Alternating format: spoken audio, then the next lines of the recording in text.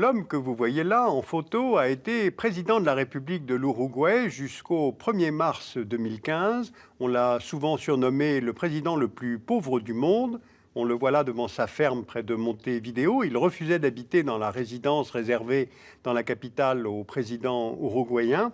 Et pendant sa mandature, il a fait passer un certain nombre de lois intéressantes, voire révolutionnaires. Eh bien, aujourd'hui, je vais vous donner des nouvelles de l'Uruguay et vous raconter l'héritage iconoclaste de Pepe Mujica. L'Uruguay est en Amérique du Sud, le pays est bordé par l'océan Atlantique et ses deux grands voisins sont le Brésil au nord et l'Argentine à l'ouest. Le territoire fait 176 000 km², il compte 3 300 000 habitants et la capitale, Montevideo, abrite 40% de la population du pays. On voit sur notre carte le fleuve Uruguay qui trace la frontière entre l'Uruguay et l'Argentine, ainsi que l'estuaire du Rio de la Plata, né de la confluence des fleuves Uruguay et Paraná. Ce territoire uruguayen se situe dans le prolongement de la Pampa argentine, et cette vaste plaine fertile influe sur l'économie du pays. Donc, quels sont les principaux secteurs? On a de l'élevage dans l'intérieur du territoire sur de grandes propriétés foncières. On compte près de 12 millions de bovins dans le pays, soit environ 4 par habitant. L'agriculture, l'industrie agroalimentaire tournée vers l'exportation, les services financiers à Montevideo. La capitale uruguayenne est devenue une place financière importante en Amérique latine. Et le tourisme, secteur en développement grâce aux grandes plaines et aux 660 km de côte. Alors, de par ses héritages coloniaux, l'Uruguay est considéré comme l'un des pays les plus européens d'Amérique latine. Vous voyez ici les principales villes, et parmi la population, on compte 88% de blancs, 8% de métis et 4% de noirs. Les Uruguayens sont de langue espagnole et de tradition catholique. 42% des Uruguayens se disent catholiques, 15% protestants et 37% se disent athées, agnostiques ou sans religion. Mais l'Uruguay est considéré comme le pays le plus laïque d'Amérique latine. Il y a séparation entre religion et vie publique, et la constitution uruguayenne garantit la liberté de culte. Les Uruguayens sont donc des descendants de colons européens, la population indienne autochtone ayant été décimée sous la colonisation espagnole, puis portugaise. Alors justement, faisons un peu d'histoire. La République orientale de l'Uruguay est indépendante de jure en 1828. Elle devient alors un État où les deux puissances voisines s'affrontent. L'Empire du Brésil, qui a obtenu son indépendance du Portugal en 1825, et les Provinces unies du Rio de la Plata, la future Argentine, indépendante de l'Espagne depuis 1816. Elles s'affrontent par factions interposées. Le Brésil soutient le premier président uruguayen, Fructuoso Rivera, tandis que l'Argentine soutient le second, Manuel Oribe. Or, les partis fondés par ces deux généraux vont en fait se partager la vie politique uruguayenne jusque dans la seconde moitié du XXe siècle. Le Partido Colorado à tendance libérale et le Partido Blanco, appelé Parti national aujourd'hui, plutôt conservateur. En 1971, face à ces deux partis, un front de gauche émerge. Il se nomme le Frente Amplio, c'est une sorte de coalition qui regroupe des socialistes, des communistes, des radicaux de gauche, des démocrates chrétiens et d'anciens Tupamaros.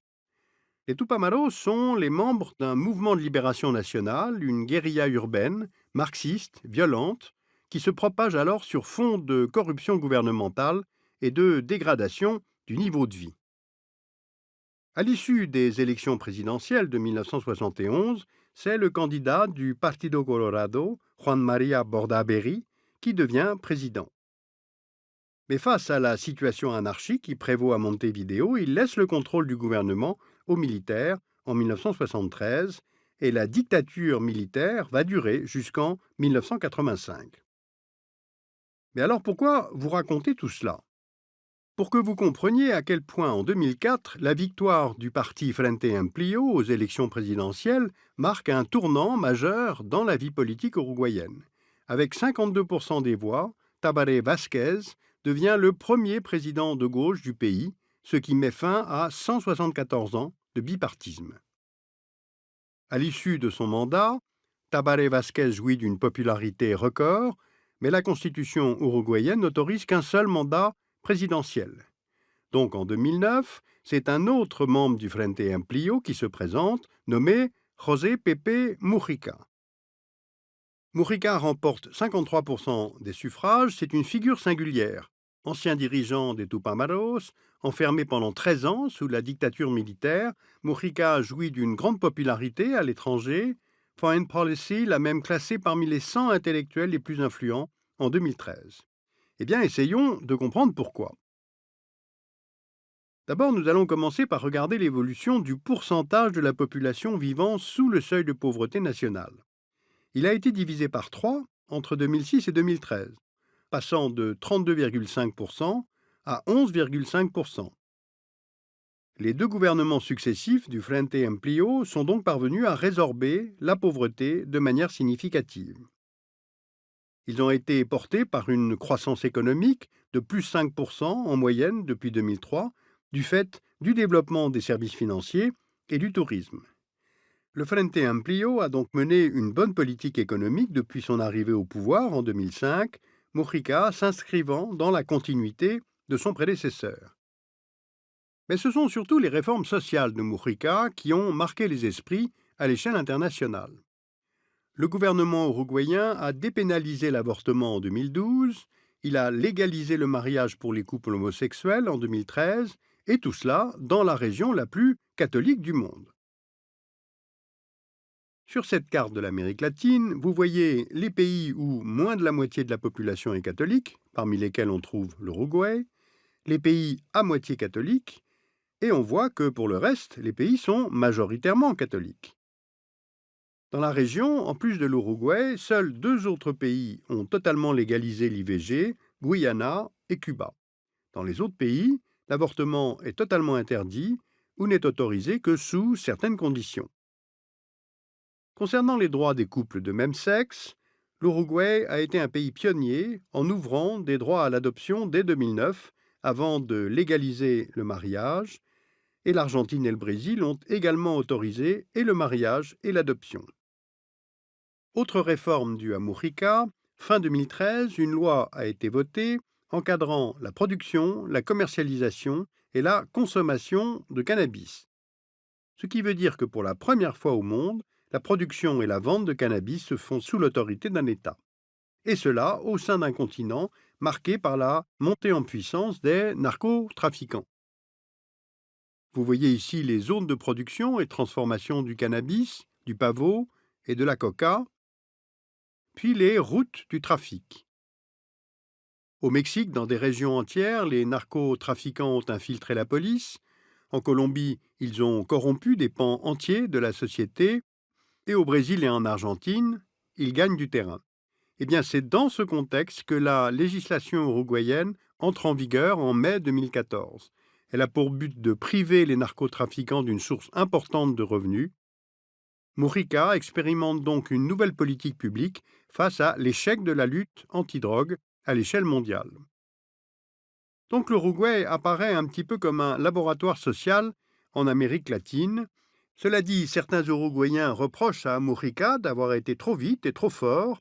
La majorité de la population uruguayenne s'oppose à la loi sur le cannabis et nombre d'entre eux considèrent qu'il reste de toute façon beaucoup à faire en termes d'éducation et de sécurité, pourtant 2 piliers du programme de Mujica.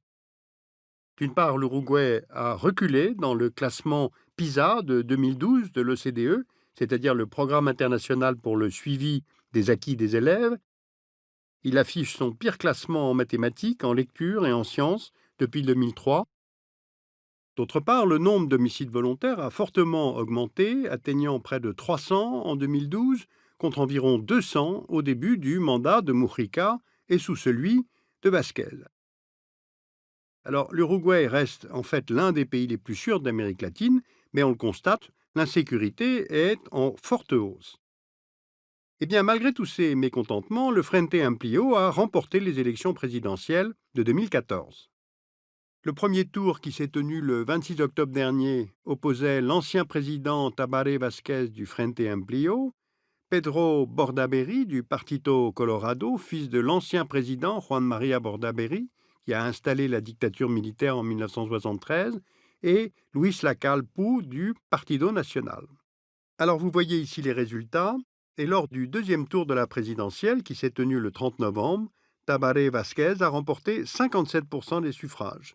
C'est le score le plus élevé depuis la fin de la dictature militaire en 1985, et c'est lui qui a pris ses fonctions le 1er mars, revenant au pouvoir 5 ans après la fin de son premier mandat.